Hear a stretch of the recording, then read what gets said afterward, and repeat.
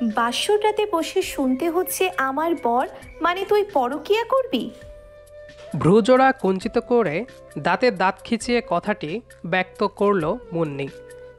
নববধূবেশে বসে আছে সে ফুল দিয়ে সজ্জিত বিছানায়। খাটের সামনে দাঁড়িয়ে আছে তার স্বামী।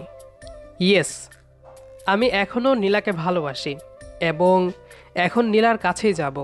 তোর মতো আপদকে বিয়ে করেছি কপাল দোষে। এখন কি কাছাকাছি গিয়ে বাকিটুকু শেষ করব? পাঞ্জাবির হাতা বোল্ড করতে করতে বলল রায়হান। মুহূর্তেই ভারিক্কি মেজাজ চড়াও হলো মুন্নির। কিসের নতুন বউ? ঘুমটা খুলে কোমরে আঁচল গুজে রায়হানের সামনে গিয়ে দাঁড়ালো চোখ পাকিয়ে। রায়হান নিঃশব্দে ঢোক গিলে মুন্নিকে পাত্তা না দিয়ে দরজার দিকে এগোলো, কিন্তু মুন্নি ছাড়ার পাত্রী নয়। ঠাস করে গিয়ে দরজার সামনে দুহাত ছড়িয়ে দাঁড়িয়েছে সে। দেখ রাইহান, কাল পর্যন্ত কে তোর কি ছিল সেটা আমার দেখার বিষয় না, কিন্তু আজ থেকে তুই আমার স্বামী। তোর মন প্রাণ দেহ সব কিছুই আমার। আমার মানে পুরোটাই আমার। 1%ও এদিক সেদিক যাবে না। রায়হান জানে মুন্নি কতটা উগ্রচণ্ডী আর নির্লজ্জ। শেষমেশ এই মেয়েটাই তার কপালে বাঁধল বলে নিজের কপালটাকেই জুতো দিয়ে পেটাতে ইচ্ছে করছে তার। মুন্নি, তোকে আবারও বলছি, আমি নীলাকে ভালোবাসি। আরে ভাই, তোর সাথে বিয়েটা দুর্ঘটনাবশত হয়ে গেছে, তাই বলে এমন দাজ্জালের মতো বউ সেজে ঝামেলা করবি? তুই তাহলে পরকীয়া চালিয়ে যাবি? মুন্নি তার জায়গা থেকে এক চুল পরিমাণ নড়ল না। উপরোক্ত রায়হানের কথার জবাব না দিয়ে নিজের কথাই অটল রইল। রায়হান বিরক্ত হয়ে মুন্নিকে সরাতে চাইল দরজা থেকে। মুন্নি পাথরের ন্যায় দরজার কাছেই দাঁড়িয়ে আছে। পরকীয়া পরকীয়া বলছিস কোন বাল? আমরা প্রেম করি, প্রেম শর্তই। রায়হান মুন্নিকে কোলে তুলে এক প্রকার দরজা থেকে পাশে নিয়ে গেল। মুন্নি রায়হানের কোমর ধরেছে এবার, যেন কিছুতেই মাছ আজকে জাল থেকে বেরোতে দেওয়া যাবে না। সরব কেন? আজ চুল চুল না করে বলতেই তো পারিস পাল। বলো, তোর এখন বিয়ে হয়েছে, আমি তোর বউ।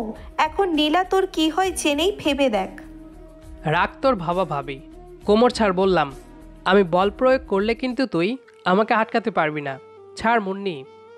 রায়হান এক প্রকার ধাক্কা দিয়ে দূরে সরিয়ে দিল মুন্নিকে। ফলশ্রুতিতে ফ্লোরে বসে পড়ল মেয়েটা। রায়হান সেদিকে না তাকিয়ে দরজার দিকে এগোলো, আর তখনই মুন্নি চেঁচাতে শুরু করলো। ওরে মা, কোমরটা ভেঙে গেল। বাবা, তুমি কেন আমাকে বিয়ে দিলে? বিয়ে ভেঙেছিল আর বিয়ে করতাম না, তবুও এমন পাষাণের সাথে কেন? কেন বলো হে পৃথিবী? মুন্নির এমন কথাবার্তায় হকচকিয়ে উঠল রায়হান। এই মেয়েকে না থামালে তো এখনই বাবা মা ঘুম থেকে উঠে চলে আসবে এখানে। রায়হান স্থির হয়ে দাঁড়িয়ে এসব ভাবছিল, আর তখনই দরজায় ঠক ঠক আওয়াজ তুলে বাড়ি থেকে গম্ভীর স্বরে কথা বলে উঠলেন রায়হানের মা। রায়হান, মুন্নির কি হয়েছে? দরজা খোলো। মায়ের উপস্থিতি টের পেয়ে রায়হান দ্রুত মুন্নিকে কোলে তুলে নিয়ে বিছানার মাঝখানে বসালো। কোনোরকম মুন্নির চোখ মুখ পাঞ্জাবি দিয়ে মুছে ক্ষীণ স্বরে বলল, মামা, তোর পায়ে পড়ি, তুই আব্বা আমার সামনে এসব কিছু বলিস না। আহম্মক একটা তুই! আমি তোর মামা, আর আমার পায়ে তুই পড়বি কেন? ভাই রে ভাই, আমরা এখন বিবাহিত কাপেল। রায়হানের ঠোঁটে আঙ্গুল ছুঁয়ে মুচকি হেসে বলল মুন্নি। রায়হানে যেন সেই হাসিতে গা জ্বলে পুড়ে যাচ্ছে, কিন্তু মুখে সেটা প্রকাশ করা যাবে না এখন। ইয়েস, আমি দরজা খুলছি, তুই ভেবে রাখ কি বলবি। রায়হান আর বাক্য ব্যয় না করে দরজা খুলে দিল। দরজা খুলতেই ফরিদা খান মানে রায়হানের মা ভেতরে ঢুকে সব কিছু একবার দেখে নিলেন। মুন্নির দিকে দৃষ্টিপাত করতেই মুন্নি মিষ্টি করে হেসে বলল, মামুনি, কিছু হয়েছে? হয়েছে তো তোর, চেঁচালি কেন এমন করে? বিস্মিত নয়নে তাকিয়ে শুধালেন রায়হানের মা। মুন্নি আবারও হাসল। তেলাপোকা দেখে সরি গো। তাই বল। ঠিক আছে, দরজা আটকে দি রায়হান, আমি গেলাম। ঠিক আছে আম্মা। রায়হান গোপনে টুক করে স্বস্তির নিঃশ্বাস ফেলল। মা ঘর থেকে বের হতেই দরজা আটকে দপ করে বসে পড়ল ফ্লোরে। এই মেয়ে তো তার জীবন নরক করে দিবে। কিভাবে নীলাকে বিয়ে করবে সে? মুন্নিব রায়হানের পাশে এসে বসল। লিসেন রাইহান, নাম যেমন রাইহান তেমনই এখন থেকে বীরত্ব অর্জন কর, ওকে? Good night. আপাতত ফ্লাইং কিস করলাম, পরে সরাসরি করে নিব। নীলা শিলা বাদ, অনলি মুন্নি, ওকে? খাটে জায়গা আছে, মন চাইলে আসিস, নইলে এই ফ্লোরে ঘুমাস। মুন্নি হেলে দুলে বিছানায় গিয়ে শুয়ে পড়ল। রায়হান অসহায় দৃষ্টিতে তাকিয়ে রইল খাটের দিকে। দরজার সাথে মাথা হেলান দিয়ে বসল ছেলেটা। চক্ষু মুজে ভাবতে লাগলো গতকাল পর্যন্ত জীবনটা কত শান্তিময় ছিল তার। বাবার সাথে মুন্নির বিয়েতে গিয়েছিল রায়হান। হঠাৎ সবাই শোনে মুন্নির যার সাথে বিয়ে হওয়ার কথা ছিল সে অন্য কোনো মেয়েকে নিয়ে পালিয়ে গেছে। আর সেই কথা শুনেই রায়হানের বাবা এক প্রকার জোরাজোরি করে মুন্নির সাথে বিয়েটা করিয়ে দিলেন রায়হানের। মুন্নি আর রায়হান এক কলেজেই পড়াশোনা করত। এখনও অবশ্য দুজন প্রতিষ্ঠিত মানুষ। উফ, চোখে মুখে পানি ছিটে দিলি কেন মুন্নি? এত বেলা পর্যন্ত ঘুমানো ঠিক না, উঠে ফ্রেশ হয়ে ডাইনিং টেবিলে আয়, আমি গেলাম। নিজের শখের ঘুম ভেঙে গেছে বলে ভীষণ রাগ হচ্ছে রায়হানের। মুন্নি ঘর থেকে বেরিয়ে যেতেই রায়হান রেগেমেগে বালিশ ফ্লোরে ছুঁড়ে মারে। মুন্নি, রায়হানের প্লেটে আর এক পিস রুটি দে। ঠিক আছে মামুনি। শাশুড়ির কথা মতো স্বামীর প্লেটে আরেকটা রুটি দিল মুন্নি। রায়হানের তো বিরক্ত লাগে সব। কখন বাসা থেকে বেরিয়ে নীলার সাথে দেখা করবে সেসব ভাবছেও।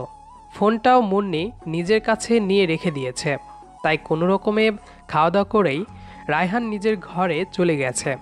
মুন্নিও যাচ্ছে ঘরে। রায়হান জামা পাল্টে চুল আঁচড়াচ্ছে। এর মধ্যে মুন্নি রায়হানকে পেছন থেকে জড়িয়ে ধরে ঘাড়ে চুমু খেল। রায়হান লাফ দিয়ে দূরে সরে গেল তাতে। মুন্নি, একটা মেয়ে এত নির্লজ্জ কিভাবে হয়? স্বামীকে চুমু খেলে কোনো মেয়ে নির্লজ্জ হয় না। আমি মানি না এই বিয়ে। মানতে হবে না তোকে। মাঝে মধ্যে রাতে আদর করিস আর বছর গেলে একটা বাচ্চা দিস, তাতেই চলবে। মুন্নির এমন কথাবার্তায় রায়হান আরও বিরক্ত হচ্ছে। কখন এই মেয়ে রুম থেকে বেরিয়ে যাবে সেই আশায় সৃষ্টিকর্তার নিকট প্রার্থনা করেছে মনে মনে। আমি বের হচ্ছি, মা জিজ্ঞেস করলে বলে দিস। এই তো সবে মাত্র বউয়ের কাছে বলে কয়ে বাসা থেকে বের হচ্ছিস, বাকি সবও আস্তে আস্তে করবি। জীবনেও না। রায়হান ঘটঘট করে বেরিয়ে গেল ঘর থেকে। মুন্নি দাঁড়িয়ে মুচকি মুচকি হাসছে ওর ব্যবহারে। রায়হান ঠিক একদিন বুঝবে নীলা ওর জন্য নয়, এখন মুন্নি ওর সব। পাঁচতলায় উঠে নীলার বাসার দরজায় কলিং বেল বাজাতে যাবে এমন সময় দরজা খোলা দেখে থমকে গেছে রায়হান। মনের কৌতূহল মেটাতে রায়হান কোনো প্রকার শব্দ না করে আস্তে আস্তে ফ্ল্যাটের ভেতর প্রবেশ করে। নীলার রুমের বাইরে যেতেই কিছু অশালীন আওয়াজ শুনতে পায়। রায়হান কোনো রকমে দরজা ঠেলে ভেতরে কী হচ্ছে দেখার জন্য উকি দিতে যা দেখে তা কিছুতেই বিশ্বাস করতে পারে না রায়হান। নীলা তার বয়ফ্রেন্ডের সাথে। রায়হানের মাথায় আগুন জ্বলছে। সে রাগে দুঃখে ওখান থেকে বেরিয়ে আসে। পাগলের মতো রাস্তায় দৌড়াতে দৌড়াতে বাড়ির দিকে এগোয়। এভাবে নীলা ঠকালো তাকে। কি হয়েছে তোর রাইহান? বাইরে থেকে ফিরলি, তারপর থেকেই কেমন মন খারাপ করে বসে আছিস? কিছু হয়েছে? রায়হান মুন্নির কথার কোনো উত্তর দিল না। বসা থেকে উঠে সোজা ওয়াশরুমে গিয়ে দরজা আটকে দিল। মুন্নি বুঝতে পারছে না কিছু। মিনিট পাঁচেক পর ওয়াশরুম থেকে ফ্রেশ হয়ে বের হলো রায়হান। তোয়ালেটা দে তো মুন্নি। এই নে তোয়ালে। মুন্নি ওয়ার্ড্রপ থেকে তোয়ালে বের করে রায়হানের হাতে দেয়। রায়হান নাক মুখ চুল মুছতে মুছতে বিছানায় গা দুলিয়ে বসে। মুন্নি, একটা কথা বলতো। হ্যাঁ বল, কি কথা? আকাশ পরিমাণ ভালোবাসার পরও মানুষগুলো কেন ঠকায়? রায়হানের কথায় মুন্নি বেশ বুঝতে পারছে নীলার কাছ থেকে নিশ্চিত কষ্ট পেয়েছে লোকটা। মুন্নি রায়হানের পাশে বসে। কারণ মানুষগুলো ভুল ছিল তাই। ভুল মানুষ জীবনে না আসলে সঠিক মানুষের প্রয়োজনীয়তা আমরা অনুভব করতে পারতাম না। যা হয় ভালোর জন্য হয়। যেটা আজ তোকে কষ্ট দিচ্ছে সেটা 5 বছর পরে দিলে তখন আরও বেশি কষ্ট দিত। রায়হান এই প্রথম মুন্নির কথায় গভীর মনোযোগ দিয়েছে। ওর দিকে তাকিয়ে সব কিছু শুনছে। কি সুন্দর মেয়েটার চিন্তাভাবনা ও বাচনভঙ্গি। কই, এসব গুণ তো আগে চোখে পড়েনি। হ্যাঁ, ঠিক বলেছ একেবারে। ঠিক বলেছি? হ্যাঁ, তাই তো বললাম। তা হঠাৎ আমার কথা ঠিক লাগছে তোমার কাছে? আশ্চর্য। রায়হান লজ্জা পেল। ঘরের বউ রেখে বাইরের মেয়ের পেছনে ছুটে অনেক বড় ভুল করেছে সে। হঠাৎ মুন্নির দুহাত আলতো করে ধরল রায়হান। মুন্নি চমকালো তার স্বামীর আচরণে। মুন্নি, তুই আমাকে ক্ষমা করে দিস। আমি কত বড় ভুল করতেছিলাম সেটা আজ বুঝতে পেরেছি।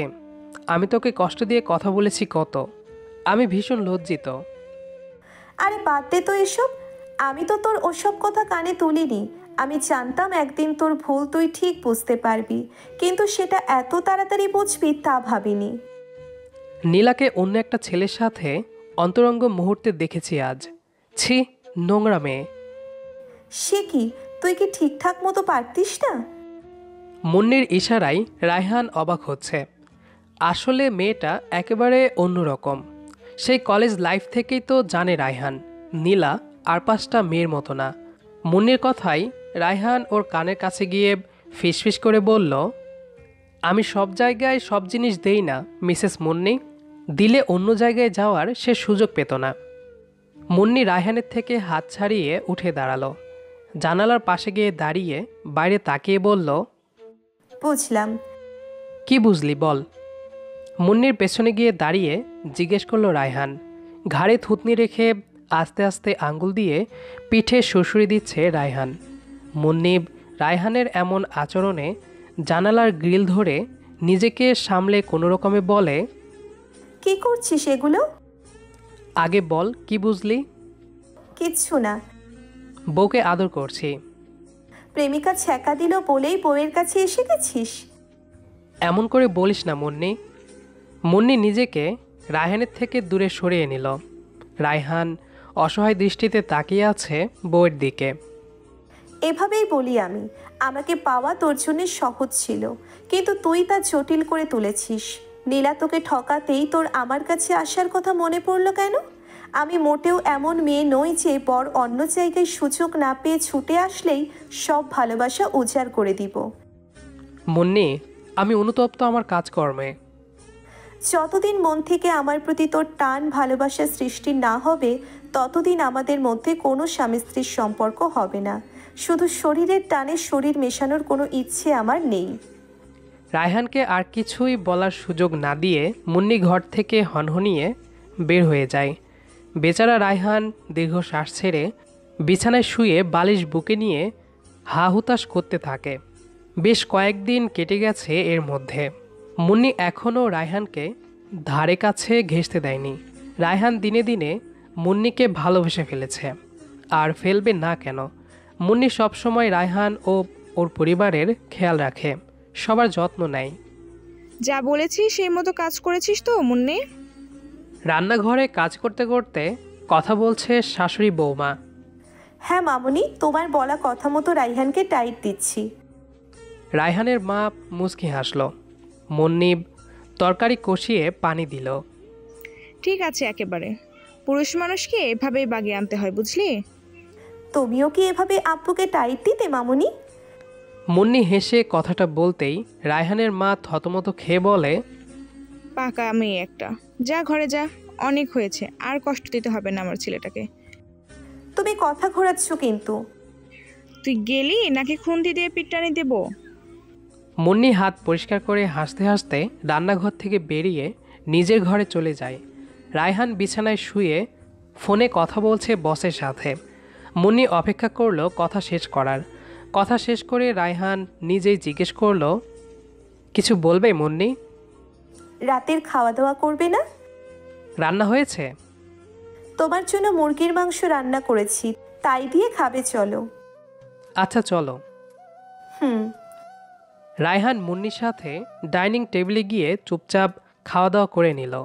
মুন্নিও আজ রায়হানের সাথে খেলো। খাওয়া দাওয়া শেষে দুজনে রুমে চলে গেল।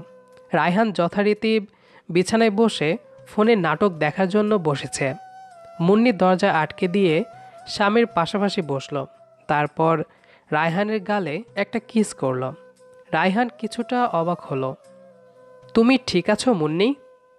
মুন্নি রায়হানের কপালে আরও একটা কিস করল। ইয়েস জান, আজ থেকে আমাদের মধ্যে আর কোনো দেয়াল থাকবে না। তা হঠাৎ এত উদারতা? পছন্দ হয়নি? তাহলে থাক, যেমন দূরে সরেছিলাম তেমনই থাকি বরং। মুন্নি রায়হানের পাশ থেকে উঠে যেতে চাইলে রায়হান মুন্নির হাত ধরে হ্যাঁচকা টান মারে। ফলশ্রুতিতে মুন্নি সরাসরি রায়হানের বুকের ওপর এসে পড়ে। কই যাচ্ছিস? আগে তৃষ্ণা মিটাই, তারপর। কি তারপর? আগে তুই তুই বলা থামা, তারপর বলছি। ঠিক আছে, বলো আমার দুষ্টু মিষ্টি পর। ভালোবাসি বউ। আমিও ভালোবাসি। তাহলে প্রমাণ করো। কিভাবে? এভাবে। মুন্নি কিছু বলার আগেই রায়হান তার ঠোঁটে ঠোঁট ছুঁয়ে দেয়। দুজনে গভীর আলিঙ্গনে আবদ্ধ হয় কিছুক্ষণের মধ্যে। ভালোবাসার অথৈ জলে ডুবে যায় দুটি মন, দুটি প্রাণ। স্বামী স্ত্রীর সম্পর্ক হলো একটি পবিত্র সম্পর্ক। তাই যতই বাধা বিপত্তি থাকুক, একসময় ঠিকই সম্পর্কে ভালোবাসা আসে। মুন্নি আর রায়হানের বেলায়ও তাই হয়েছে।